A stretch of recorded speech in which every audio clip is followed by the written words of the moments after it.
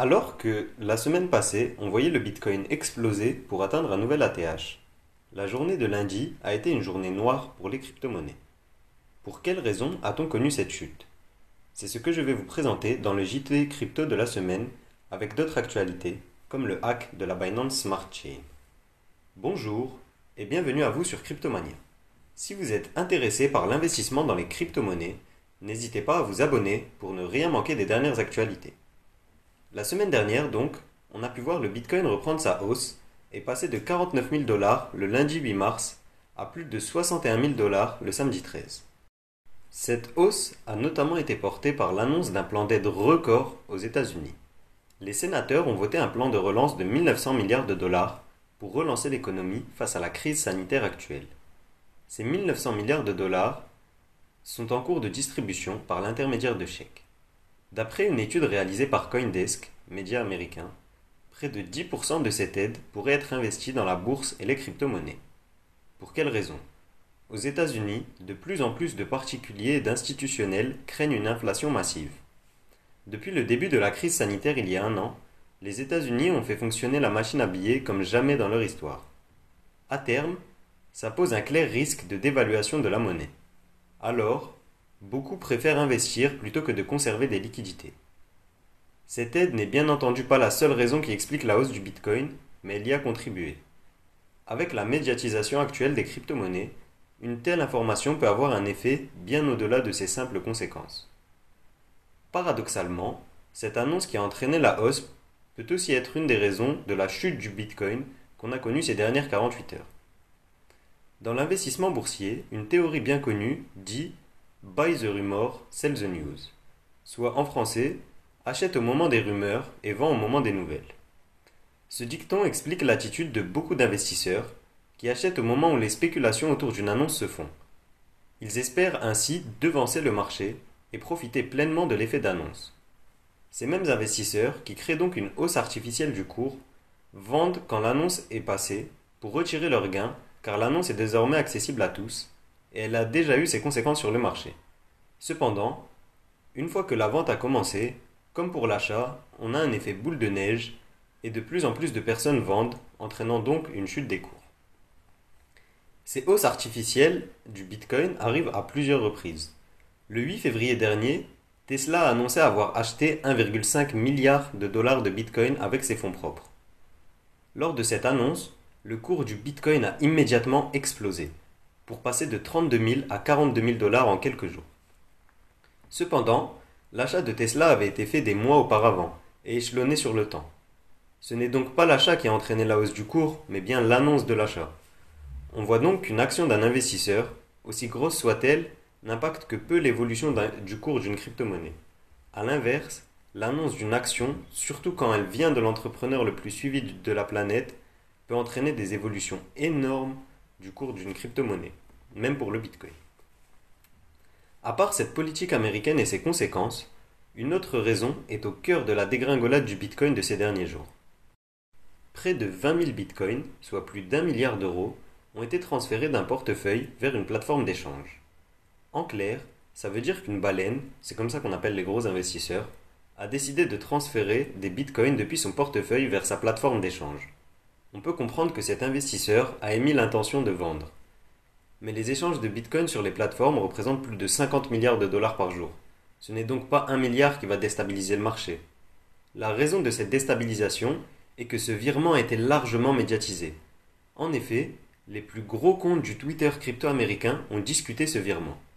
La discussion de ce transfert par des comptes qui sont suivis par des millions de followers a un clair impact sur le marché. Parmi ces followers, on compte des particuliers, mais également des institutionnels qui manipulent d'énormes montants et peuvent avoir une réelle influence sur le marché. On peut donc légitimement penser que ce débat qui a duré plus de 24 heures sur le Twitter crypto américain a forcément eu des conséquences sur le cours du Bitcoin.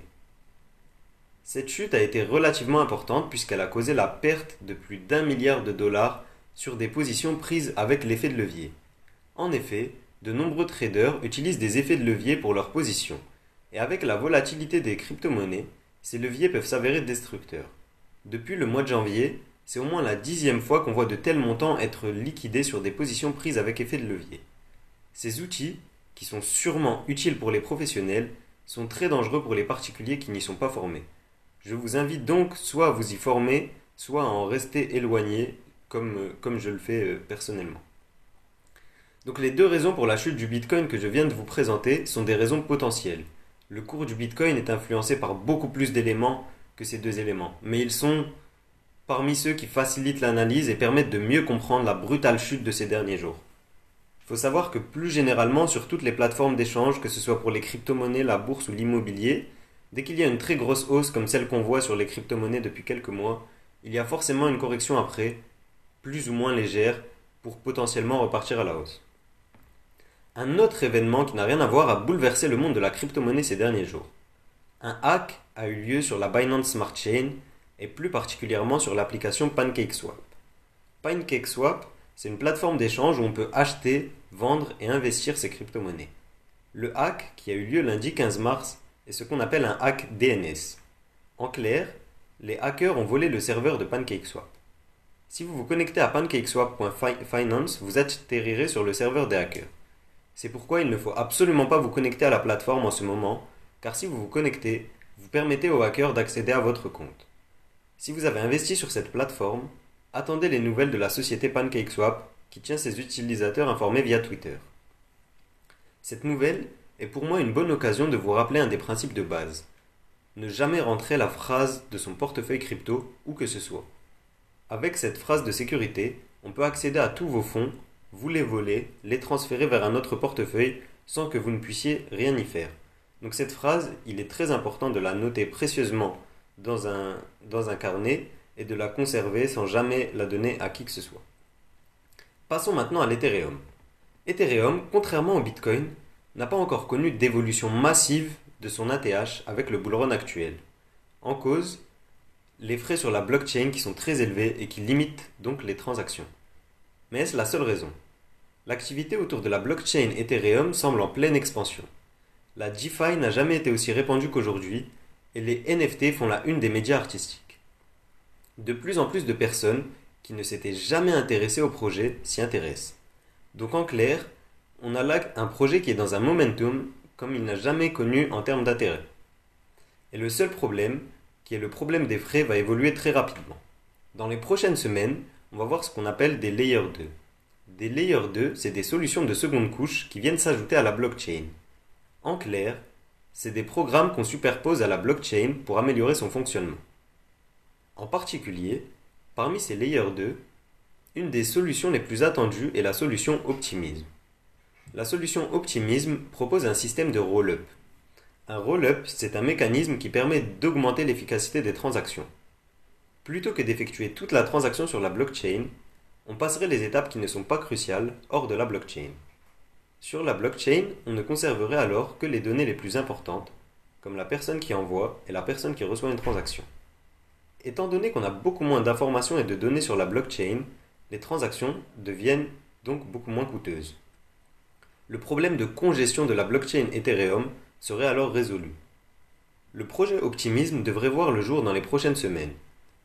Leur token n'a pas encore été émis et il sera nécessaire au bon fonctionnement du projet.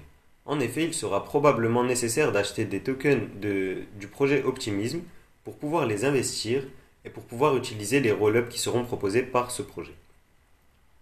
Il peut donc être intéressant de suivre le projet et un airdrop dans les prochaines semaines, c'est-à-dire une donation de crypto-monnaie gratuite, n'est pas impossible. Tout ce contexte et l'évolution faible d'Ethereum de ces dernières semaines m'amènent à penser qu'une forte hausse dans les prochaines semaines est probable. C'est pourquoi j'ai décidé à titre personnel d'investir une partie de mon portefeuille crypto-monnaie sur l'Ethereum. C'est tout pour cette vidéo. Si elle vous a plu, n'hésitez pas à vous abonner et à liker. Dites-moi en commentaire ce que vous pensez des dernières évolutions du cours de Bitcoin.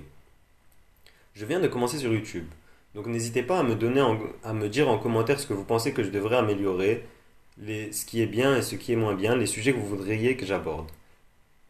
N'hésitez pas aussi à me suivre sur Instagram, donc mon compte Instagram c'est cryptomania.fr. Chaque jour je fais un post en rapport avec les crypto-monnaies pour essayer de vous apporter le maximum de valeur possible. C'est tout pour moi, je vous dis à demain pour une nouvelle vidéo.